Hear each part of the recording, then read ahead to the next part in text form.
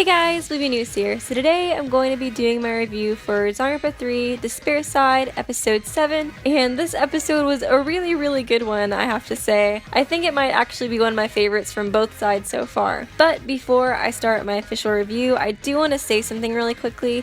In my last episode review for Despair Side, I mentioned quite a bit that Ryota should have used a fake name when talking to Junko, but I never said exactly why I thought he should. Basically, my idea was that she could possibly use the fact that him and the Ultimate Imposter are sharing the identity of Ryota Mitarai now as a way to blackmail him, and hypothetically speaking, even if she was just a normal student, I don't think he would want anybody to know about him and the Ultimate Imposter's deal.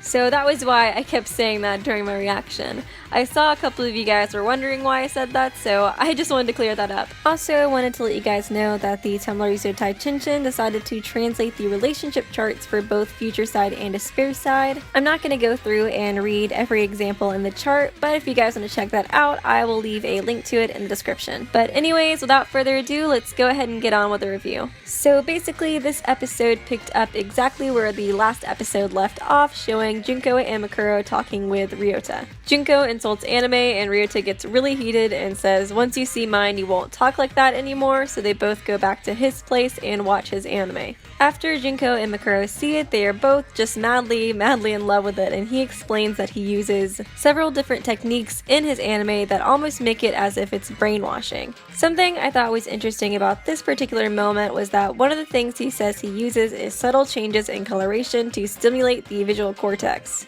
I felt like this sort of mirrored the different color changes we see in the opening for Despair Side as well. Also, the symbol we see on his screen when he's explaining this is the same as the one that Kamaida is in front of in the opening as well. Also, since he uses this brainwashing sort of technique, it does seem like a likely possibility that Junko would try to use this to turn people into despair, and that could possibly even be the way that the 77th class turns into despair as well. How she convinces him to put despair implications and subliminal messages in it is a completely different thing. A lot of us have speculated that she will try to bring Ryota into despair, so maybe once he falls into despair, he decides to help her, but this is complete speculation as of right now. But moving on, we also find out that Kamaida has been out of touch with Hope's Peak Academy for an entire year. When the show reveals his location, we see that he is in an oasis after his plane crashed. And the scene is also rattled with quite a bit of fan service. To be honest with you guys, I didn't even notice the butt shot until after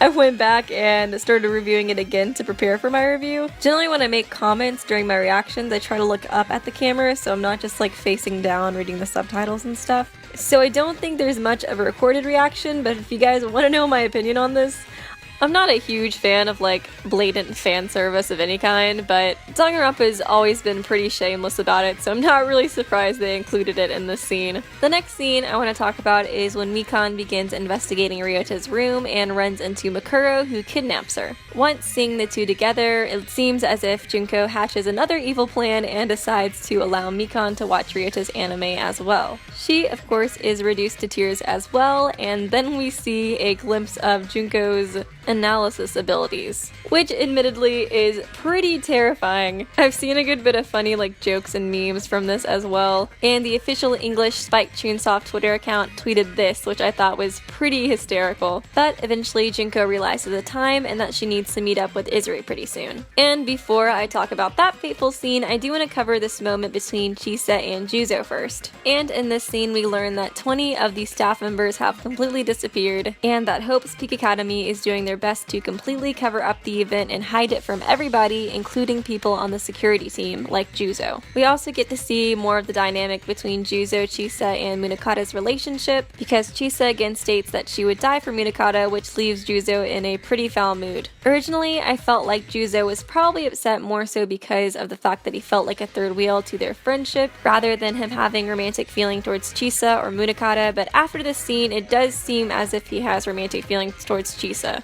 And after looking at his comment directed towards Chisa in the relationship chart, it kind of makes me feel that way even more. The whole scene is still pretty vague and ambiguous, but that was personally what I got from it. And now we'll be talking about the highlight of this episode, which is when Junko tries to show Izuru the excitement of despair through creating the first mutual killing game. And this scene is intense, really cool, really well done. And the fact that this one has no rules really just shows how chaos ensues. I loved how they had Makuro singing in the background.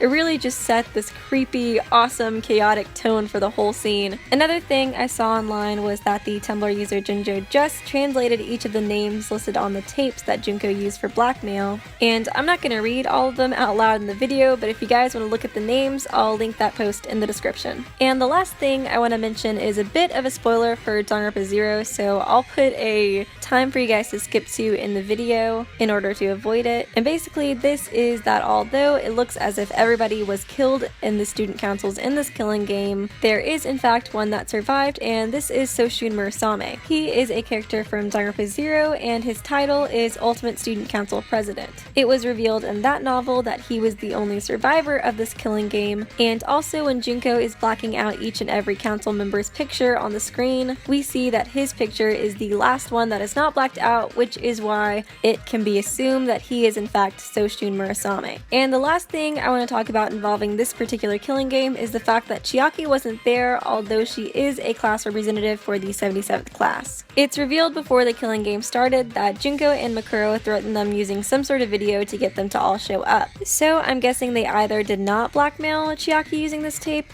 or that she saw it and decided to not show up anyways. I feel like it's more likely the second outcome, but I'm interested to see what you guys have to say in the comment section about that as well. Moving on from this, we get to see Tengen, Kizakura, and Kirigiri, and Chisa's reactions to this as well.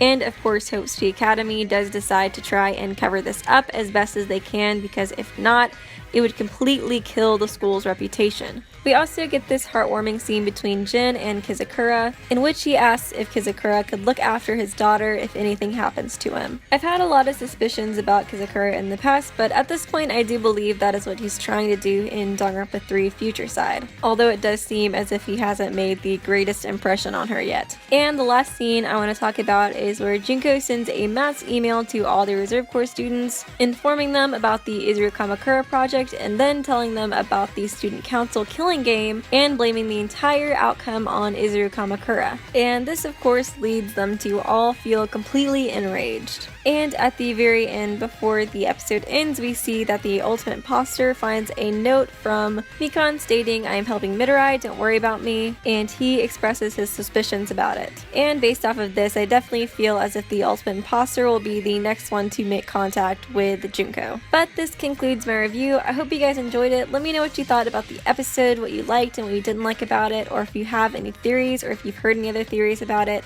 I'd love to hear from you. And if you enjoyed the review, it'd be really awesome if you left a like or a comment. It really helps me out. And I will see you guys real soon.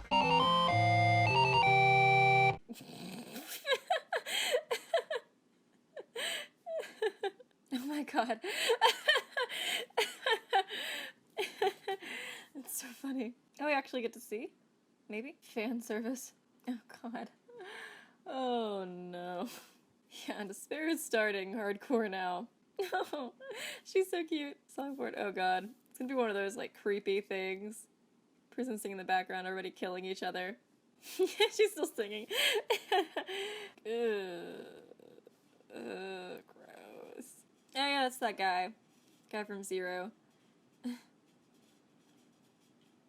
Forgot his name, but I thought it was that guy from Zero.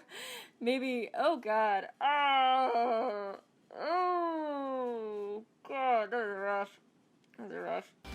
Subscribe to Weeby News for more hope-filled videos.